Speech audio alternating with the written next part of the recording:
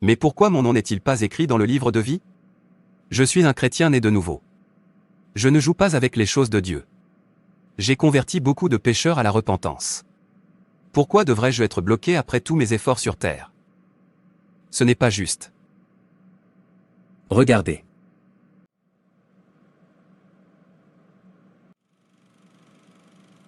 Êtes-vous sûr de pouvoir très bien conduire?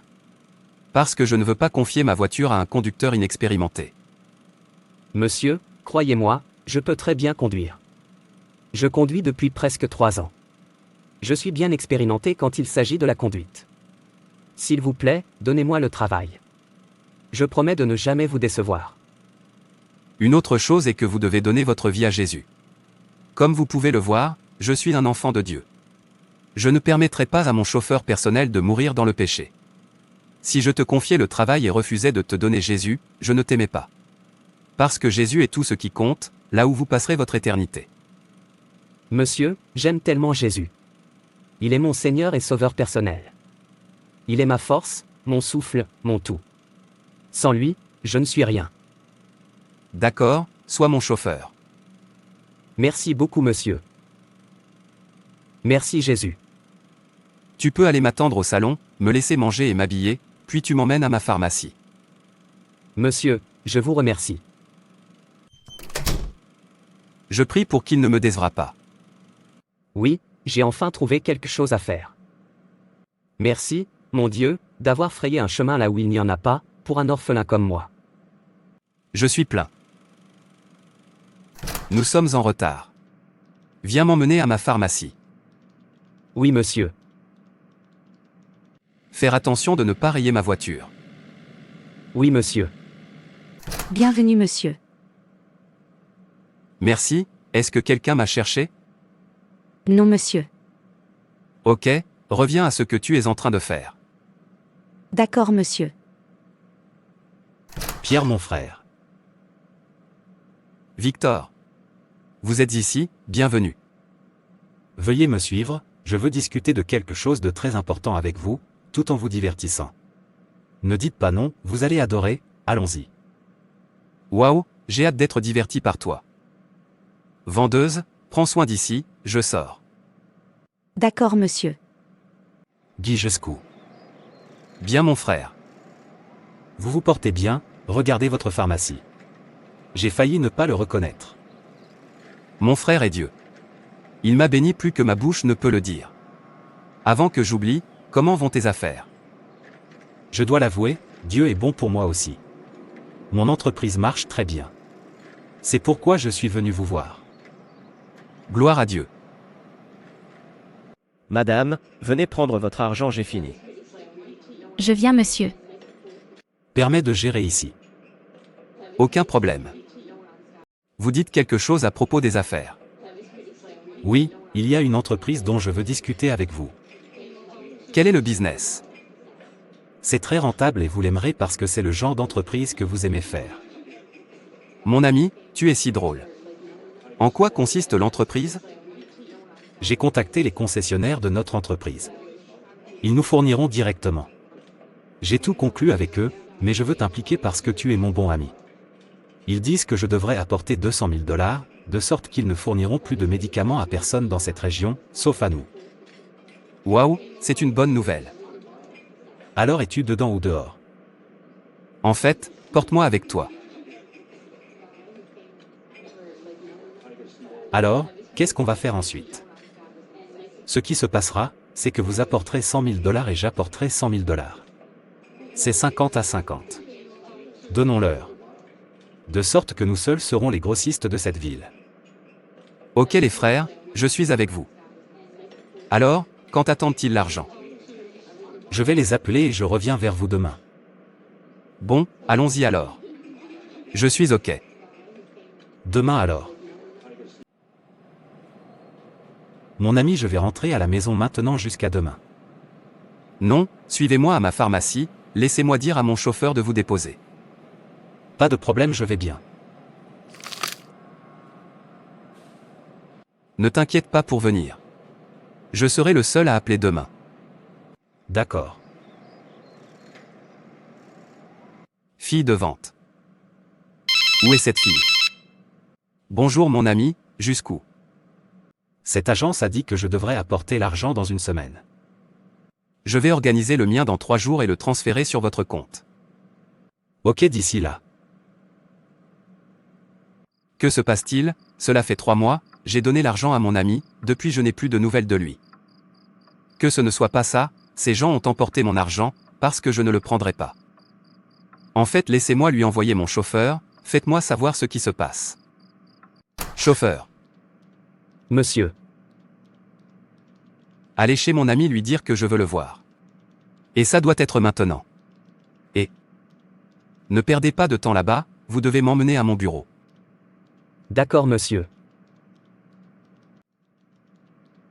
Je prie pour ne pas entendre de bêtises, parce que je vais le mettre en pièces s'il devait arriver quelque chose à mon argent. Je ne joue pas avec mon argent. Lui, de tous les gens, devrait savoir que...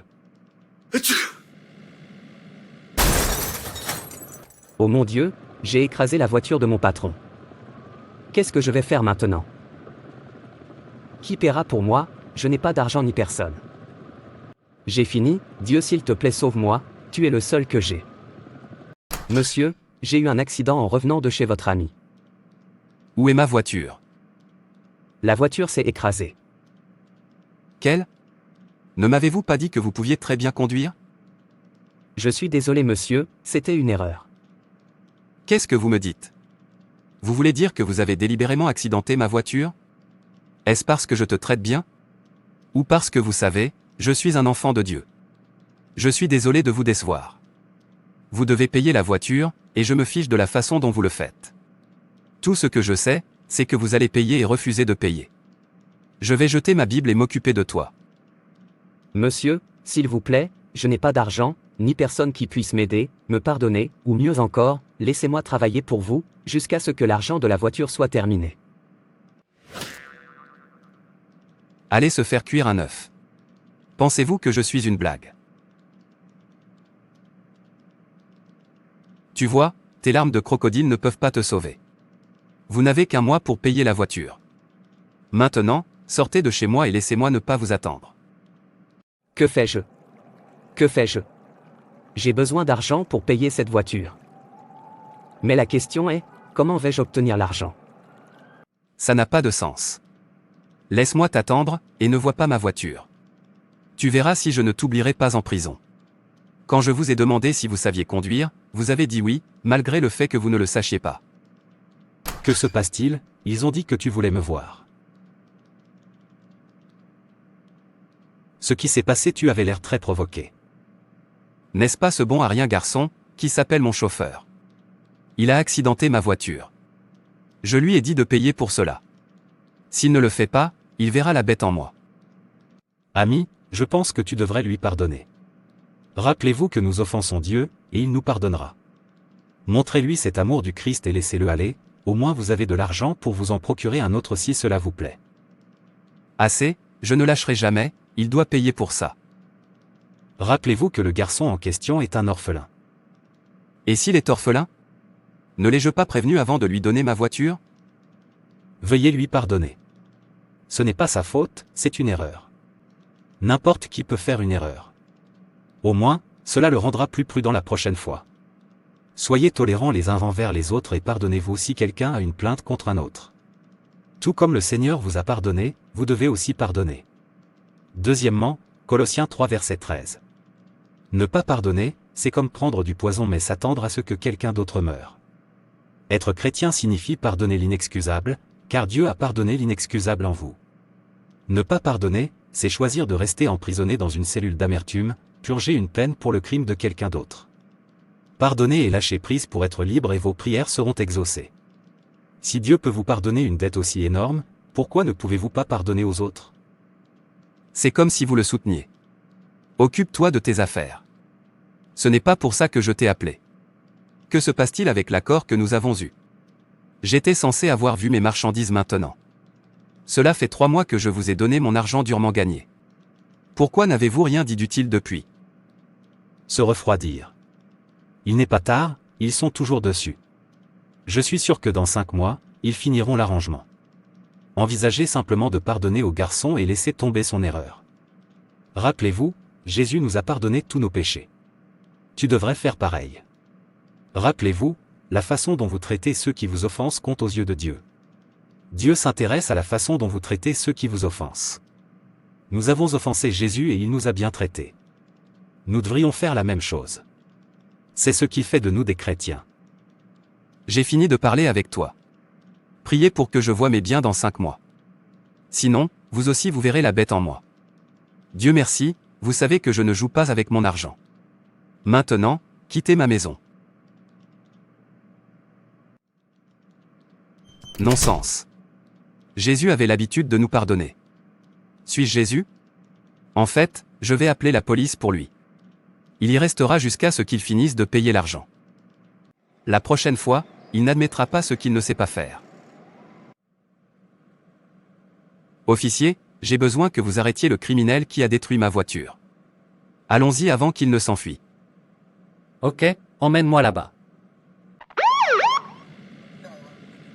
Officier, ici il vit. Arrêtez-le. Oui, je viens.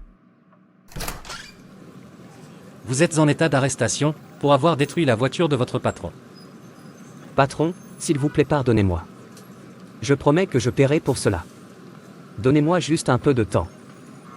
Non-sens. Officier, veuillez l'emmener.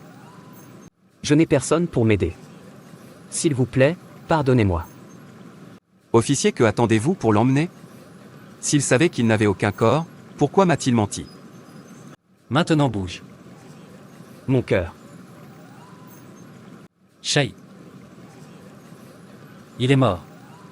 Il est mort d'une crise cardiaque. Servez-le bien. Absurdité. S'il y a un autre monde, il apprendra à dire la vérité. 5 mois se sont écoulés. Oh Dieu, que dois-je dire à Peter maintenant? Je ne sais pas ce qui retient ces gens. Bonjour, mon ami, je vais vous rappeler, je suis occupé en ce moment. Vient-il de couper l'appel? Qu'est-ce qui vient d'arriver maintenant? Pierre ne le prendra pas, laissez-moi me calmer d'abord et appeler-le plus tard, puis sachez quoi faire avec lui. Qu'est-ce que je dis maintenant? Je le connais, il ne prendra pas attendre une réponse. Bonjour. Gars, vous avez dit 5 mois, 5 mois s'étaient écoulés, ce qui s'est passé. Je n'ai rien vu ni rien entendu de toi. Mec, je ne suis pas chez moi, j'ai voyagé, je te rappelle, bye. Bonjour, bonjour. Ce type a encore coupé cet appel. Qu'est-ce que cela veut dire? Pourquoi me fait-il ça? Je ne comprends pas, puisque 5 mois après lui avoir donné mon argent durement gagné, je n'ai pas vu mes biens ni mon argent. J'espère qu'il ne joue pas malin avec moi. D'accord, je sais quoi faire. Je vais lui rendre une visite surprise. Et il voudra que je me contente d'eux. Il pense qu'il est intelligent. Je vais lui montrer qu'il n'est pas plus intelligent que moi. En fait, je suis le père de l'intelligence, donc il ne peut pas l'utiliser sur moi. Quel est le sens de cela? Tu ne comprendras pas, je ne sais pas ce qui les retient. Ne m'ennuyez pas, parlez, où est mon argent? Je ne sais pas si ces gens sont 4 à 9. Vous dites des bêtises, écoutez, je vais vous donner juste 24 heures pour fournir mon argent. Je suis désolé, il n'y a rien que je puisse faire, je ne sais pas où les trouver. Tu n'as pas de sens. Si vous ne me rendez pas mon argent, je ne te pardonnerai pas dans cette vie, et notre amitié est terminée. En fait, c'est fini entre toi et moi. Tu vois, je vais te donner ton argent, mais s'il te plaît, sois patient avec moi. Écoutez, 24 heures. Dans quoi me suis-je mis? Vous aurez de mes nouvelles bientôt, alors vous saurez que je suis sérieux. Oui monsieur, qu'est-ce qu'on peut faire pour vous? Monsieur, je suis ici pour signaler un cas de 4 à 9. D'accord, allez-y. Monsieur, j'ai besoin que vous arrêtiez le type qui a volé mon argent et a fait semblant d'être innocent. Qu'il fournisse mon argent, ou qu'il reste en prison, jusqu'à ce qu'il me rende mon argent. Emmène-moi là-bas. Officier, voici la maison.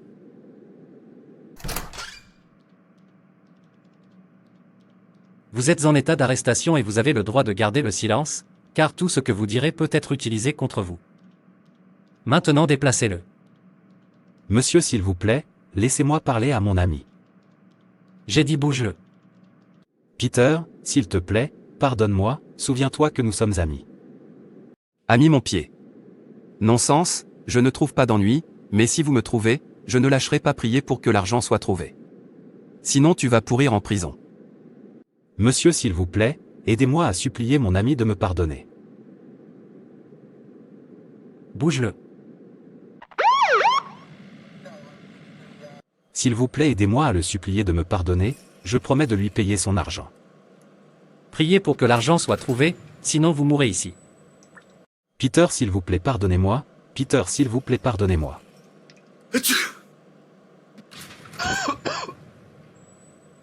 Mon cœur.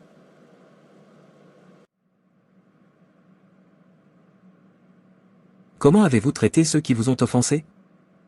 Par conséquent, le royaume des cieux peut être comparé à un roi qui a décidé de mettre à jour ses comptes avec des serviteurs qui lui avaient emprunté de l'argent. Dans la foulée, un de ses débiteurs a été amené qui lui devait des millions de dollars. Il ne pouvait pas payer, alors son maître a ordonné qu'il soit vendu, avec sa femme, ses enfants et tout ce qu'il possédait, pour payer la dette. Mais l'homme tomba devant son maître et le pria, « S'il te plaît, sois patient avec moi, et je paierai tout. » Alors son maître fut pris de pitié pour lui, et il le relâcha et lui remit sa dette. Mais quand l'homme a quitté le roi, il est allé voir un compagnon de service qui lui devait quelques milliers de dollars. Il l'a attrapé à la gorge et a exigé un paiement immédiat. Son compagnon de service tomba devant lui et demanda un peu plus de temps. « Soyez patient avec moi, et je le paierai », a-t-il plaidé. Mais son créancier n'a pas attendu. Il fit arrêter l'homme et le mettre en prison jusqu'à ce que la dette puisse être entièrement payée. Quand certains des autres serviteurs ont vu cela, ils étaient très contrariés. Ils allèrent trouver le roi et lui racontèrent tout ce qui s'était passé. Alors le roi appela l'homme à qui il avait pardonné et lui dit, « Mauvais serviteur. Je t'ai remis cette énorme dette parce que tu m'as supplié. Ne devrais-tu pas avoir pitié de ton compagnon, comme j'ai eu pitié de toi ?» Alors le roi en colère envoya l'homme en prison pour être torturé jusqu'à ce qu'il ait payé la totalité de sa dette. C'est ce que mon Père Céleste vous fera si vous refusez de pardonner à vos frères et sœurs de tout votre cœur. Matthieu 18, versets 23 à 35. Maintenant éloigne-toi de moi. Comment traitez-vous ceux qui vous offensent? Dieu s'y intéresse également, pardonne et laisse aller. Tu as offensé Dieu et il t'a pardonné. Qui es-tu pour refuser de pardonner à ton prochain? Tout esprit qui ne pardonne pas est un péché, et Dieu l'a dit. Car si vous pardonnez aux autres leurs péchés, votre Père Céleste vous pardonnera aussi. Mais si vous ne pardonnez pas aux autres, votre Père ne vous pardonnera pas vos péchés. Matthieu 6 versets 14 à 15. Ne gardez pas de rancune contre les autres, mais réglez vos différends avec eux, afin de ne pas commettre de péché à cause d'eux. Ne vous vengez pas des autres et ne continuez pas à les haïr, mais aimez vos voisins comme vous-même. Je suis le Seigneur. Lévitique 19 versets 17 à 18. Ce ne sont pas tous ceux qui me disent « Seigneur, Seigneur » qui entreront dans le royaume des cieux, mais seulement celui qui fait la volonté de mon Père qui est aux cieux. En ce jour-là, beaucoup me diront « Seigneur, Seigneur, n'avons-nous pas prophétisé en ton nom, chassé des démons en ton nom et fait beaucoup de miracles en ton nom ?» Alors je leur annoncerai « Je ne vous ai jamais connu. Éloignez-vous de moi, vous qui transgressez la loi. » Matthieu 7, versets 21 à 23. Veuillez traiter ceux qui vous offensent avec l'amour de Dieu. Merci d'avoir regardé. Merci de vous abonner, liker et partager. Que Dieu te bénisse. Et souviens-toi que Jésus t'aime.